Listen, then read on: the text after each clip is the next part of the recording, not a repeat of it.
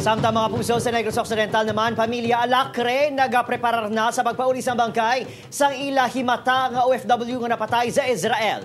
Employer siniplano nga magpadulong sa Cadiz City. Yaring balita ang gitutukan ni Aileen Pedreso. Bisan wala pa sang pinal nga petsa kung saan ugi dalon papauli sa Pilipinas ang bangkay sang OFW nga si Loretta Alacre nga napatay sa Israel.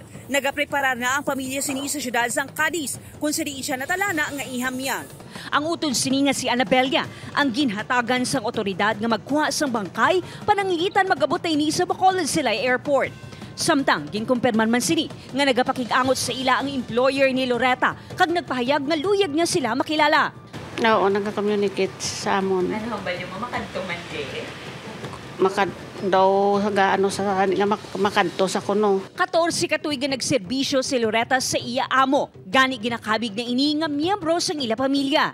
Pasalamat gid ko sa iya nga employer nga si Noam Solomon ang pag-support man sang akon nga auto didto kag ang mga damo nga mga friends siya didto sa Israel nga mga Pilipina nagbulig sa iya.